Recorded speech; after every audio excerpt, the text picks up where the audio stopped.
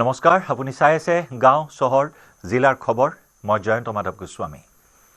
ব্ৰিলেচিপাৰাৰ চৰাঞ্চলত দুটা ফৈদৰ মাজত প্ৰচণ্ড মাৰপিট। বইজেৰ আলগা অষ্টম খণ্ড গাঁৱত ভূমি বিবাদক কেন্দ্ৰ কৰি সংঘাত। ট্ৰেক্টৰেৰে হাল বাই থকা অৱস্থাত সংঘাতত লিপ্ত দুয়োপক্ষ। লাঠি জোং লৈ পুৰুষ মহিলা একেলগে মাৰপিটত লিপ্ত। লাটমণ্ডলে আনৰ মাটি আনৰ নামত নাম জাৰি কৰাৰ অভিযোগ। ধনৰ বিনিময়ত লাটমণ্ডলে এই কাণ্ড সংঘটিত কৰাৰ অভিযোগ এটা পক্ষৰ। শাহজাহান আলীৰ ভূমিত সামাদ আলীয়ে হাল বোৱাৰ অভিযোগ উত্থাপনক কেন্দ্ৰ কৰি এই সংঘাতৰ সূত্ৰপাত। ভয়ংকৰ মাৰপিটত কেইবাগৰাকী লোক আঘাতপ্ৰাপ্ত হয়। আঘাতপ্ৰাপ্ত আটাইকেইগৰাকী সম্প্ৰতি চিকিৎসাধীন। বিলাসীপাৰা চৰাঞ্চলত দুই ফৈদৰ মাজত এয়া প্ৰচণ্ড সংঘাত, প্ৰচণ্ড মাৰপিটৰ ঘটনা। বইজেৰ আলগা অষ্টম খণ্ড গাঁৱত ভূমি বিবাদক কেন্দ্ৰ কৰি প্ৰচণ্ড সংঘাত। ট্ৰেক্টৰেৰে হাল বাই থকা অৱস্থাত সংঘাতত লিপ্ত দুয়োপক্ষ। লাঠি জোং লৈ পুৰুষ মহিলা সকলো ওলাই আহিল, মাৰপিটত লিপ্ত হ'ল। লাটমণ্ডলে আনৰ মাটি আনৰ নামত নামজাৰি কৰাৰ অভিযোগ আৰু আনৰ নামত নামজাৰি কৰাৰ পিছত হাল বাবলৈ আহিছিল ট্ৰেক্টৰেৰে আৰু তেনে সময়তে এইটো ফৈদৰ আক্ৰমণৰ সন্মুখীন হয়। শাহজাহান আলীৰ ভূমিত সামাদ আলীয়ে হাল বোৱাৰ অভিযোগক কেন্দ্ৰ কৰি এই প্ৰচণ্ড মাৰপিটৰ ঘটনাক লৈ উত্তেজনা সৃষ্টি হয় অঞ্চলটোত।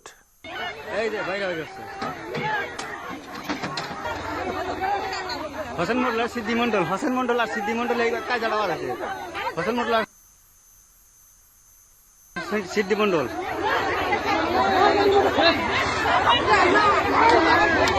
অষ্টমের মধ্যে পাতাইছে। হ্যাঁ, বাড়ির মধ্যে অষ্টম এই যে হোসেন মন্ডল আর সিদ্ধি মন্ডল এই কামটা অবৈধ কাম করছে।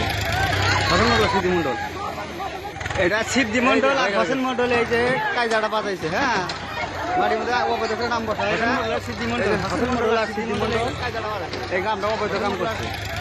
হোসেন মন্ডল সিদ্ধি মন্ডল, সিদ্ধি মন্ডল, এটা সিদ্ধি মন্ডল আর হোসেন মন্ডল এই যে কায়দাটা পাতাইছে। হ্যাঁ, বাড়ির মধ্যে অবৈধ নাম বসায়। এই যে হোসেন মন্ডল আর সিদ্ধি মন্ডল এই কামটা অবৈধ কাম করছে। অষ্টম হোসেন মন্ডল সিদ্ধি মন্ডল, এটা সিদ্ধি মন্ডল আর হোসেন মন্ডল এই যে বাইরে হয়ে গেছে।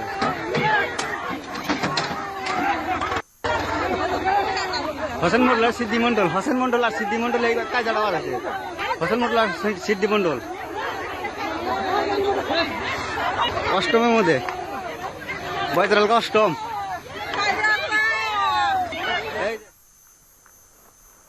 ৰাইজৰ দলৰ ডেডলাইন নামানে কংগ্ৰেছে। আসন ভাগ বতৰাৰ কথাৰ এতিয়াও সময় অহা নাই। মিত্ৰ দলক বিজেপিৰ কাজিয়া উপভোগৰ পৰামৰ্শ গৌৰৱৰ। বিজেপিতহে এতিয়া তিনিটা ফৈদ বুলি কটাক্ষ কৰিলে গৌৰৱ গগৈয়ে। 31 জানুৱাৰী কংগ্ৰেছক ডেডলাইন বান্ধি দিছিল ৰাইজৰ দলে।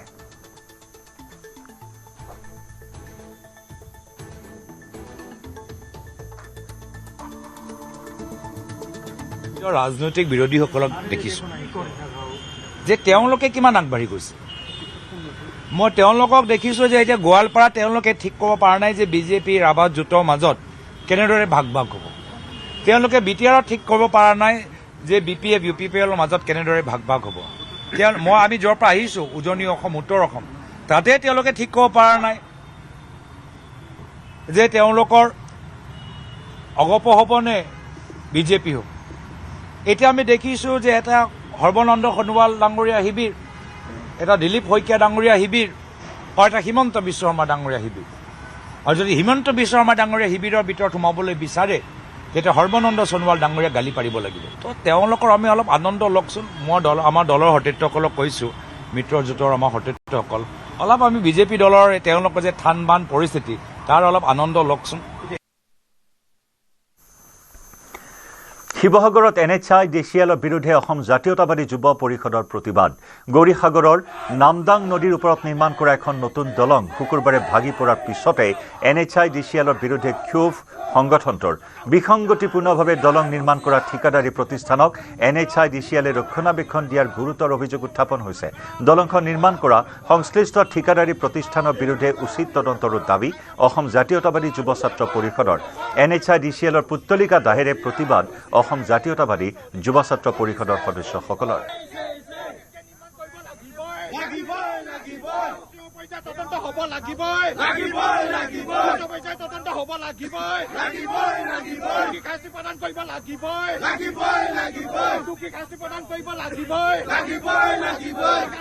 শিৱসাগৰৰ দলমুখ চাৰিআলিত NHIDCLৰ বিৰুদ্ধে বিৰুদ্ধে অসম জাতীয় যুৱ পৰিষদে তীব্ৰ প্ৰতিবাদী কাৰ্যসূচী ৰূপায়ণ কৰিছে।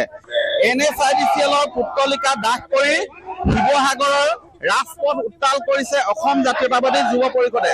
এয়া মই দেখুৱাইছো শিৱসাগৰ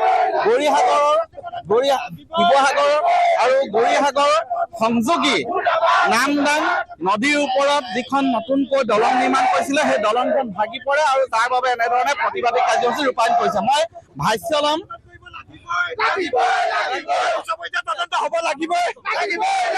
আপোনালোকে জানে শিৱসাগৰ আৰু গৌৰীসাগৰৰ মাজত যি সংযোগী দলং, এই দলংখন নিৰ্মাণ কৰি থকা অৱস্থাতে ভাগি গৈছে। তাতোতকৈ দুখৰ বিষয় থাকে নেকি? অসম চৰকাৰ, ভাৰত চৰকাৰ প্ৰতি ক্ষেত্ৰতে কৈ থাকে যে তেওঁলোকে দুৰ্নীতিমুক্ত, নিজেও নেখাওঁ আনকো খাবলৈ নিদিওঁ আৰু উন্নয়নৰ কথা কৈ থাকে, কিন্তু প্ৰকৃততে এয়াই উন্নয়ন হৈছে।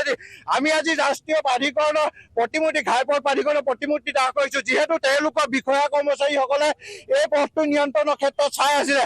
তাৰ পাছত কেনেকৈ সেই পথটো ভাগি গ'ল বা সেই দলংখন কেনেকৈ ভাগি গ'ল? ইমান কোটি টকীয়া পথ এটাত ইমান নিম্নমানৰ সামগ্ৰী ব্যৱহাৰ কৰিছে নেকি? তেখেতলোকে একমাত্ৰ কমিশ্যনৰ অংক ইয়াত জড়িত আছে নেকি?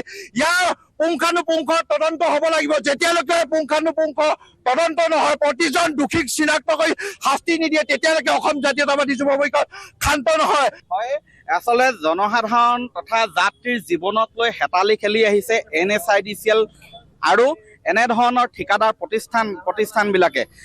বিশেষকৈ 3 বছৰ পূৰ্বে শিৱসাগৰৰ যি গৌৰীসাগৰৰ নামদাং নদীৰ ওপৰত নিৰ্মাণ কৰিছিলে গৌৰীসাগৰ আৰু শিৱসাগৰ সংযোগী এখন দলং। পকী দলংখন কালি হঠাৎ ভাগি পৰে আৰু সেই দলংখন কি ধৰণে যাতায়াত, আচলতে তেওঁলোকে ঠিকাদাৰ প্ৰতিষ্ঠানক কিয় ধন পুঁজি মোকলাই দিলে? ইমান নিম্নমানৰ কাম কৰাৰ পিছতো সেই প্ৰশ্ন উত্থাপন কৰিছে আজি অসম জাতীয়তাবাদী যুৱ পৰিষদে।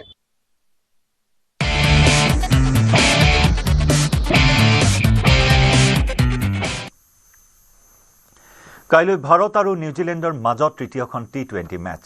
মহানগৰীৰ বৰ্ষাপাৰা ষ্টেডিয়ামত অনুষ্ঠিত হ'ব ভাৰত নিউজিলেণ্ডৰ খেল।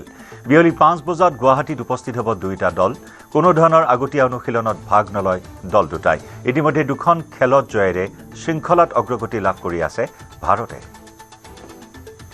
ইতিহাস সৃষ্টিৰে নিউজিলেণ্ডৰ বিৰুদ্ধে দ্বিতীয় T20 জয়লাভ ভাৰতৰ। ৰায়পুৰত অনুষ্ঠিত মেচখনত ভাৰতীয় বেটাৰৰ বিধ্বংসী বেটিঙেৰে 7 উইকেটত জয়লাভ সূৰ্য কুমাৰ যাদৱ বাহিনীৰ। এই জয়েৰে ইতিহাস ৰচনা কৰিলে ভাৰতে।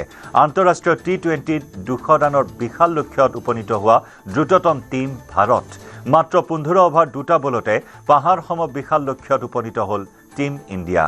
দ্বিতীয় T20 জয়েৰে শৃংখলাত 2-0 অগ্ৰগতি ভাৰতৰ। দ্বিতীয়খন T20ত নিউজিলেণ্ডে প্ৰথমে বেটিং কৰি নিৰ্ধাৰিত 20 অভাৰত 208 ৰান সংগ্ৰহ কৰিছিল। ভাৰতে বেটিং কৰিবলৈ আহিয়ে সন্মুখীন হৈছিল বিপৰ্যয়ৰ। মাত্ৰ 6 ৰানতে হেৰুৱাইছিল 2জন অপেনাৰ আৰু তাৰ পাছতে আৰম্ভ হৈছিল ভাৰতৰ আক্ৰমণাত্মক বেটিং। ঈশান কিষাণে বিধ্বংসী বেটিঙেৰে 32 বলত সংগ্ৰহ কৰিলে 76 ৰান। বিশ্বকাপৰ পূৰ্বে নিজৰ ছন্দত উভতি আহিল সূৰ্য কুমাৰ যাদৱ। প্ৰায় 20খন মেচৰ অন্তত অৰ্ধশতক অৰ্জন সূৰ্য কুমাৰ যাদৱৰ। অধিনায়ক সূৰ্য কুমাৰ যাদৱে অপৰাজিতভাৱে 37 বলত 82 ৰান সংগ্ৰহ কৰে। শিৱম দুবেও 18 বলত অপৰাজিত 36 ৰান সংগ্ৰহ কৰে।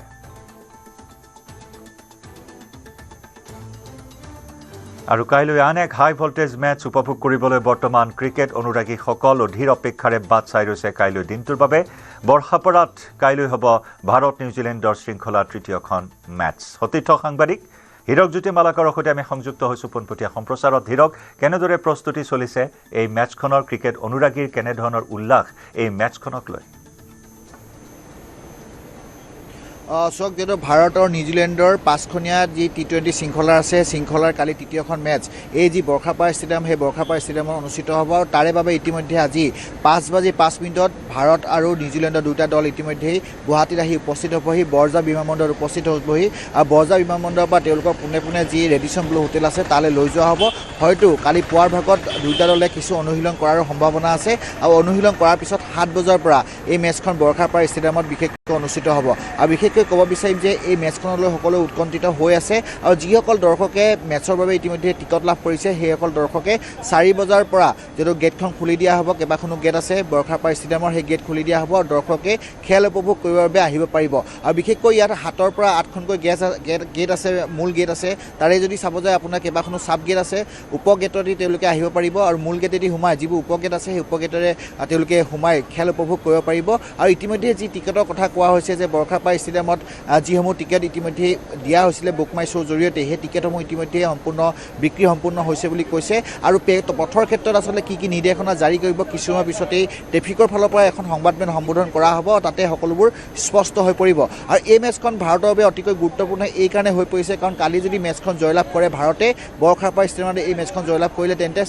তেওঁলোকে শৃংখলা দখল কৰিব পাৰিব ইয়াৰ পূৰ্বে কালি যিখন মেচ হৈছিলে সেই মেচখনত ভাৰতে জয়লাভ কৰিছে প্ৰথমখন মেচত ভাৰতে জয়লাভ কৰিছে সুন্দৰ খেল খেলিবলৈ সক্ষম হৈছে আৰু সকলোৱে আশা কৰিছে যে যোৱা দুখন মেচত যিদৰে আচলতে খেল তেওঁলোকে খেলিলে সেই তেনেদৰেই বৰখাপাৰ কালি মেচখন তেওঁলোকে তেনেদৰে এখন ভাল খেল হ'ব বুলি কৈছে আৰু বৰখাপাৰ ষ্টেডিয়ামখন বিশেষকৈ আগৰ যিবোৰ মেচ যদি চাব যায় তেনে দেখিব যে বেটিং পিচ হিচাপে পৰিগণিত হৈছে T20 মেচসমূহতো বেটিং পিচ হিচাপে দেখিবলৈ পোৱা গৈছে তাৰ আগৰ যদি চাব যায় এদিনীয়াটো দেখিবলৈ পোৱা গৈছে কিন্তু কিছুদিন পূৰ্বে অৰ্থাৎ যোৱা বছৰৰ শেষৰ ফালে যদি নৱেম্বৰ মাহত যদি চাব যায় তেন্তে যিখন টেষ্ট মেচ হৈছিলে কিন্তু টেষ্ট মেচত ভাৰতৰ ল' স্ক'ৰ হোৱা দেখিবলৈ পোৱা গৈছিলে কিন্তু তাৰ তুলনাত দক্ষিণ আফ্ৰিকাই ভাল খেল কৰিছে বা বেটিঙৰ ক্ষেত্ৰত উন্নত খেল প্ৰদৰ্শন কৰা দেখিবলৈ পোৱা গৈছিল কিন্তু কালি মেচখনটো সকলোৱে আশা কৰিছে যে এইখন যিহেতু বেটিঙৰ পিচ আৰু সকলোৱে আশা কৰিছে যে এটা ভাল স্ক'ৰ হ'ব আৰু ইয়াৰ উপৰিও যদি চাব যায় T20 যিটো দল আছে ইতিমধ্যেই বিশ্বকাপৰ বাবে ফেব্ৰুৱাৰী মাহত হ'বলগীয়া বিশ্বকাপৰ বাবে যিটো দল ঘোষণা হৈছিল সেই দলটোকে এই যি শৃংখলা আছে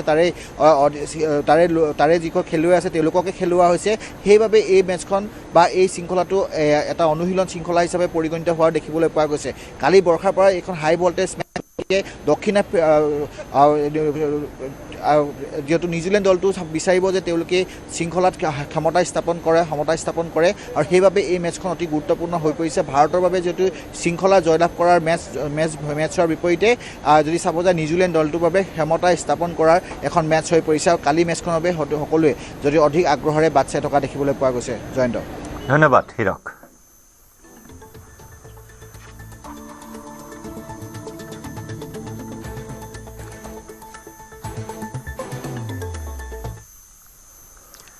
ঊনৈছগৰাকী কেন্দ্ৰীয় নেতাৰ সৈতে বাজপেয়ী ভৱনত বিজেপিৰ বৈঠক 19গৰাকী কেন্দ্ৰীয় নেতালৈ অসমৰ বিধানসভা নিৰ্বাচনৰ দায়িত্ব বাজপেয়ী ভৱনত অনুষ্ঠিত বৈঠকত ভগাই দিয়া হ'ব সমষ্টিৰ দায়িত্ব মৰ্চাৰ সভাপতিসকলে সহযোগ কৰিব কেন্দ্ৰীয় নেতাসকলক ৰাজ্যৰ পৰামৰ্শ ল'বলৈ কাইলৈ পঠিওৱা হ'ব বিশেষ ভেন মুখ্যমন্ত্ৰীয়ে কাইলৈ পুৱা ফ্লেগ অফ কৰিব এই ভেন যাত্ৰাৰ 126টা সমষ্টিলৈ ৰাজ্যৰ পৰামৰ্শ বিচাৰি যাব 75খন ভেন অসমৰ নিৰ্বাচনত বহিৰাজ্যৰ ভেন অনা সন্দৰ্ভত প্ৰতিক্ৰিয়া অসমৰ ব্যৱসায়ীৰ পৰা 50খনতকৈ অধিক ভেন লোৱা বুলি মন্তব্য কৰে সাংসদ প্ৰদান বৰুৱাই মুখ্যমন্ত্ৰী আমাৰ ছত্তীশগড়ৰ আৰু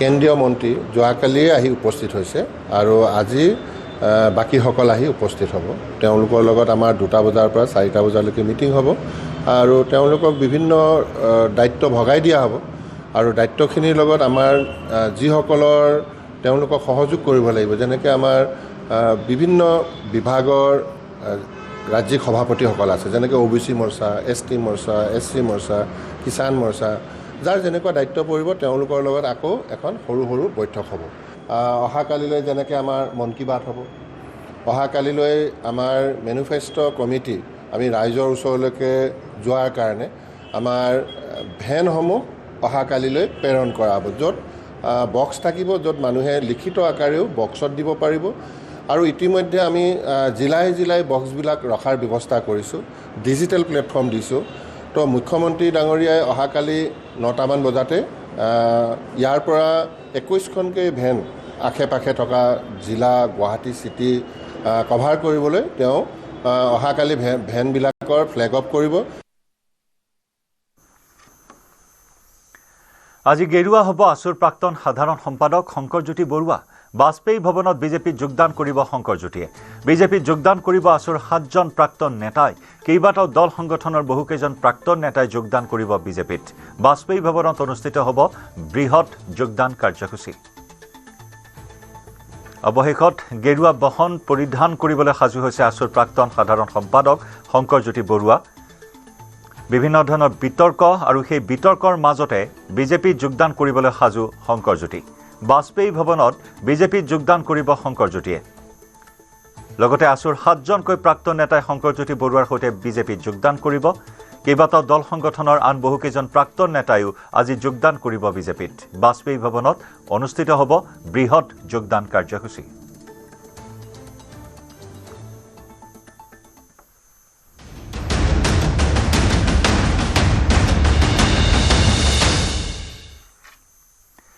গণৰাজ্য দিৱসলৈ মাজত মাথো এটা দিন দেশৰ প্ৰান্তে প্ৰান্তে চলিছে ৭৭ সংখ্যক গণৰাজ্য দিৱস উদযাপনৰ ব্যাপক প্ৰস্তুতি মহানগৰীতো একেই প্ৰস্তুতি খানাপাৰাত চলিছে গণৰাজ্য দিৱসৰ পেৰেডৰ অনুশীলন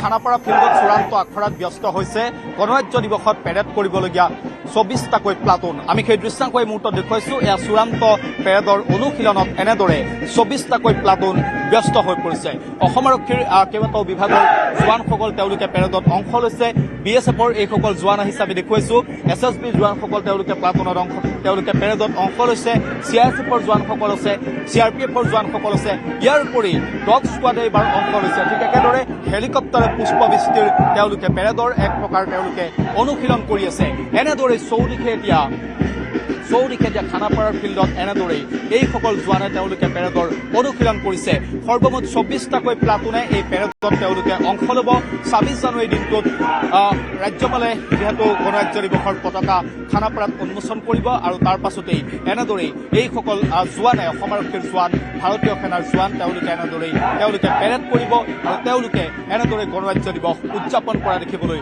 পোৱা যাব আমি দেখুৱাইছো এইসকল জোৱানে এনেদৰে চিআইএছএফৰ জোৱানসকল তেওঁলোকে পেৰেডত অংশ লৈছে আমি সেই পৰিৱেশটোৰ মাজত আপোনালোকক একাত্ম কৰিবলৈ চেষ্টা কৰিছো অসম আৰক্ষীৰ বেছ বেণ্ড আৰু বিএছএফৰ বেছ বেণ্ড তেওঁলোক আহিছে আমি সেই পৰিৱেশটোৰ মাজত আপোনালোকক সোমোৱাই লৈ গৈছো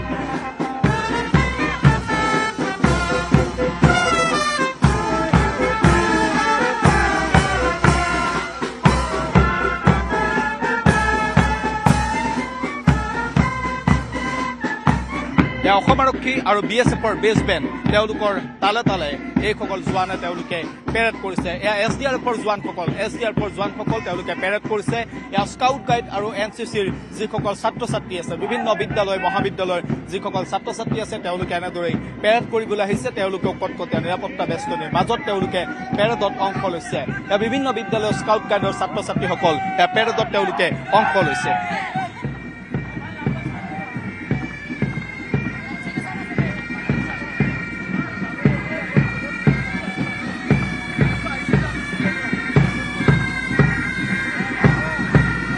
পেৰেডৰ মাজতে তেওঁলোকে কিছু সামৰিক কলা কৌশল তেওঁলোকৰ দেখুৱাইছে আমি দেখুৱাইছো এনেদৰে তেওঁলোকে কিছু সামৰিক কলা কৌশল এছএছবিৰ বেছ বেণ্ডে তেওঁলোকে দেখুৱাইছে সশস্ত্ৰ সীমা বলৰ তেওঁলোকৰ বেছ বেণ্ড এনেদৰেই পেৰেড কৰিছে আৰু এয়া হৈছে গণৰাজ্য দিৱসৰ পেৰেডৰ খানাপাৰা পেৰেডৰ মূল আকৰ্ষণ ডগ স্কোৱাড হাতে হাতে ডগ লৈ ডগ স্কোৱাডে তেওঁলোকে এনেদৰেই পেৰেড কৰিছে আৰু এনেদৰেই খানাপাৰা খেলপথাৰ এই মুহূৰ্তত ব্যস্ত হৈ পৰিছে ২৪টাকৈ প্লাটুন এনেদৰেই পেৰেডত অংশ লৈছে আৰু চূড়ান্ত অনুশীলন তেওঁলোক ব্যস্ত হৈ পৰিছে ২৬ জানুৱাৰীত অসমৰ ৰাজ্যপাল লক্ষ্মণ প্ৰসাদ আচাৰ্যই ইয়াত পতাকা উন্মোচন কৰিব আৰু পতাকা উন্মোচন কৰাৰ পাছতেই পেৰেড দেখিবলৈ পোৱা যাব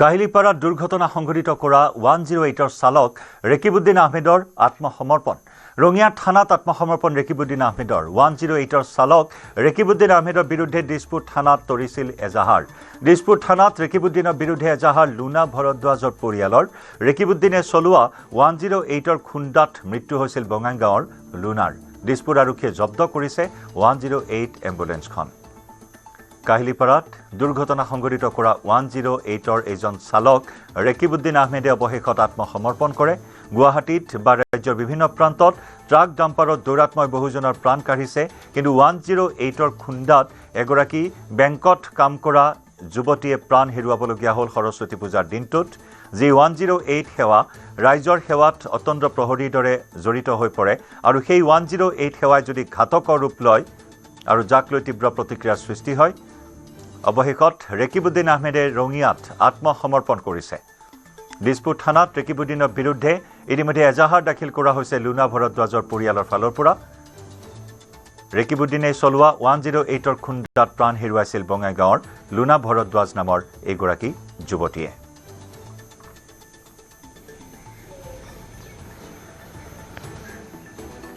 লুনা ভৰদ্বাজৰ উত্তৰ শালমৰাৰ বাসগৃহত এতিয়া শোকাকুল পৰিৱেশ।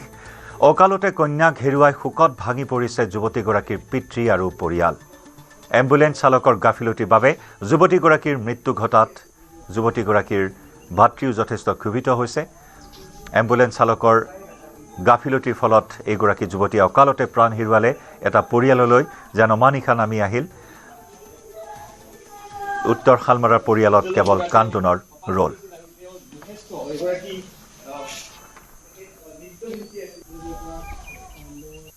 ৰাতি 11টা বজাত আমি থানাত থাকোঁতে যোনজন ইনভেষ্টিগেশ্যন আয়োজন তেখেতে ড্ৰাইভাৰজনৰ কণ্টেক্ট কৰিছে। ড্ৰাইভাৰজনে তেখেতক কৈছে কি হ'ব মই ওচৰতে আছোঁ, মই পলোৱা নাই, মই আপোনাৰ ৰাতিপুৱাই হাজিৰ হ'ম। এতিয়া চাওক, এতিয়া এজন যদি ক্ৰিমিনেল এজনে যদি পুলিচ বিষয়াক যদি কয় মই নিজে যে হাজিৰ হ'ম, তাত লাজ লগা কথা কি আছে? আজি ক্ৰিমিনেল এজন তেখেতে পুলিচৰ বিষয়াজনক কৈছে মই ওচৰতে আছোঁ, অলপ ওচৰতে আছোঁ, মই আপুনি ৰাতিপুৱা যাম। এতিয়া যিবিলাক প্ৰশ্ন উঠি আছে তেখেত এলকহলিক হৈ আছে। আমাৰো চবেই কৈছে, কাৰণ 108ৰ যিবিলাক কৰ্তৃপক্ষ আমি লগ পাইছিলোঁ ৰাতি, চবেই কৈছিল ড্ৰাইভাৰজন এলকহলিক হৈ আছে। এতিয়া ৰাতি 11টাৰ পৰা আজি ৰাতিপুৱা 12 ঘণ্টা হৈছে, এতিয়ালৈকে তেখেতক আটক কৰা নাই। তেখেতে আত্মসমৰ্পণ কৰিব নিজে, কিন্তু পুলিচৰ বিষয়াজনৰ তাত গোটেই এভিডেন্স আছে, তেখেতৰ তথ্য আছে, পৰিচয় আছে, তাৰপিছত এৰেষ্ট নকৰি এতিয়া আপোনাৰ কি টেষ্ট কৰাব? আমাৰ যিহেতু ভিনেকৰ ঘৰত থাকে, বাইদেউ ভিনদেউ গুৱাহাটীতে থাকে, তাতে থাকে, গতিকে ভিনেকৰ ঘৰৰ পৰা বাঞ্চি মানে এটা ফ্ৰেণ্ডৰ ঘৰত গৈ আছিলে নে আহি আছিল, এইটো একজেক্ট আমি এতিয়ালৈকে জানিব পৰা হোৱা নাই। তাৰপিছত তেনেকৈ আহি থাকোঁতে কাহিলীপাৰা সেইখিনিতে এখন তীব্ৰবেহী 108 খুন্দোৱা বুলি শুনা পালোঁ। তেনেকৈ তাতে মানে শেষ নিশ্বাস ত্যাগ কৰা বুলি শুনিছোঁ। আৰু আমি এক্সিডেণ্ট হয়তো 108কে মাতোঁ প্ৰথমতে, গতিকে সেই 108 খুন্দিয়াৰ ফলত তেনেকৈ খুন্দিয়াই থৈ যোৱাটো বহুত ডাঙৰ এটা মানে চালকৰ গাফিলতি বুলি ক'ম। গতিকে তেনেকুৱা ধৰণৰ চালকৰ মানে বিৰুদ্ধে বিহিত ব্যৱস্থা ল'ব লাগে চৰকাৰে, সেইটো মানে আমি আহ্বান জনাম আৰু চৰকাৰক। উল্লেখযোগ্য যে 108 এম্বুলেন্সখনে মহতিয়াই নিছিল কেইবাখনো দুচকীয়া বাহন। এম্বুলেন্সখনৰ খুন্দাত আহত হৈছিল শম্ভু শৰ্মা নামৰ আন এজন লোক। স্কুটিৰে গৈ থকা অৱস্থাত শম্ভু শৰ্মাকো খুন্দিয়াইছিল এম্বুলেন্সখনে। দুৰ্ঘটনাত আহত হয় শম্ভু শৰ্মাৰ অৱস্থাও গুৰুতৰ বুলি জানিব পৰা হৈছে। দুৰ্ঘটনা সংঘটিত কৰা 108ৰ চালকৰ বিৰুদ্ধে শম্ভু শৰ্মাৰ পৰিয়ালেও দাখিল কৰিছে এজাহাৰ। কেৱল যুৱতীগৰাকীকেই যে খুন্দিয়াইছে বা যুৱক যুৱতীগৰাকীকে খুন্দিয়াইছে এনে নহয়, কেইবাখনো বাহন, দুচকীয়া বাহন মহতিয়াই থৈ যায় দ্ৰুতবেগী এম্বুলেন্সখনে। সুৰামত্ত অৱস্থাত থকাৰ অভিযোগ উত্থাপন হৈছে এম্বুলেন্সখনৰ চালক ৰেকিবুদ্দিন আহমেদ আৰু শম্ভু শৰ্মা নামৰ আন এজন লোক গুৰুতৰভাৱে আঘাতপ্ৰাপ্ত হৈছে এম্বুলেন্সখনৰ খুন্দাত। कल मेरा भाई काम के वास्ते घर से निकला, कहलीपाड़ा जा रहा था, पीछे से एक एम्बुलेंस आता है, मद खाया हुआ था एम्बुलेंस, डायरेक्ट उसको ठोकता है, उसको ठोकने के बाद दूसरा को ठोकता है सर। दोनों आदमी घायल होता है, सीरियस होने के बाद DMCH पहुंचता है, वहां हम लोग जाते हैं। मेरा भाई बहुत गंभीर हालत में है। अभी हम लोग आए हैं पुलिस के पास, जितना भी पेपर था पूरा पेपर, हम गाड़ी का पेपर पूरा पुलिस को संबित किया है। पुलिस अभी FIR कर रहा है, आगे देखिए सर क्या होता है। आपका भाई का नाम क्या है? शंभू शर्मा मेरा भाई का नाम हुआ, हम उसका छोटा भाई डम्भू शर्मा। वहाँ पब्लिक जब उसको पकड़ा है, पब्लिक के बीच में जब गया है, तो पब्लिक के मुंह से ये बात आया है कि ड्रिंक किया हुआ है। কাহিলীপাৰা দুৰ্ঘটনাত আহত অচ্যুত বৰুৱা নামৰ যুৱকজন বৰ্তমান বিপদমুক্ত। বৰ্তমানেও GMCHৰ ICUত চিকিৎসাধীন হৈ আছে অচ্যুত। দেৰগাঁৱৰ অচ্যুত বৰুৱাৰ সহকৰ্মী আছিল লুনা। লুনাৰ সৈতে একেলগে স্কুটিত গৈ আছিল অচ্যুত।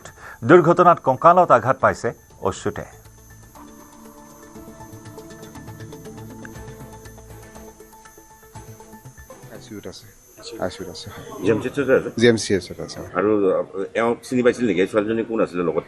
কলিগ আছিলে, একেলগে কাম কৰিছিলে, তো অফিচৰ পৰা আহি আছিলে, তো আৰু দুৰ্ঘটনাবশতঃ আৰু আঘাত ক'ত ক'ত পাইছে?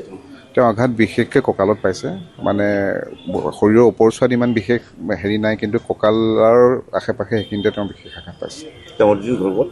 অৰিজিনেল ঘৰ তেওঁ দেৰগাঁও গোলাঘাটত তেওঁলোক আহি থাকোঁতে পিছফালৰ পৰা হেৰিখনে মহতিয়াই নিছে বুলিয়ে মানে কৈছে আৰু লগতে আৰু এখন স্কুটি প্ৰায় দুখন স্কুটি তেনেকেই মহতিয়াই লৈ গ'ল 108 বাহনখনে তো তাৰ ফলতে গোটেই অলপ বহুত দূৰ চুচুৱাই লৈ গৈছে বুলি কৈছে সুৰাপান কৰি আছিল ড্ৰাইভাৰে নাই সুৰাপান মানে হেৰিয়াৰ 108ৰ সেইটোতো আমি এতিয়া বহুতে কৈছে কিন্তু ধৰক এতিয়া কি হৈ আছিলে সেইটোতো আৰু নোহোৱালৈকে আমি ক'ব নোৱাৰোঁ কিন্তু যিটো হেৰি অৱস্থাত আছিলে কোনোবাই ব্ৰেক ফেইল বুলিও কৈছে বা তেতিয়া সেইটো আৰু হেৰিয়াৰ পিছতহে চাগে কথাটো ওলাব আৰু এতিয়া আপোনালোকে কেছ দিছে নেকি আজি কেছ মানে আমি অলৰেডি কালি সেইখিনি ফৰ্মেলিটিজ কৰিছোঁ আৰু যিহেতু মানে এক্সিডেণ্ট কেছ গতিকে কিছুমান ফৰ্মেলিটিজ আছে কাগজ পত্ৰ কিছুমান প্ৰয়োজন আছে আমি দি থৈ আহিছোঁ ইয়াৰ সৈতে সময় হ'ল গাঁও চহৰ জিলাৰ খবৰৰ পৰা বিদায় লোৱাৰ নমস্কাৰ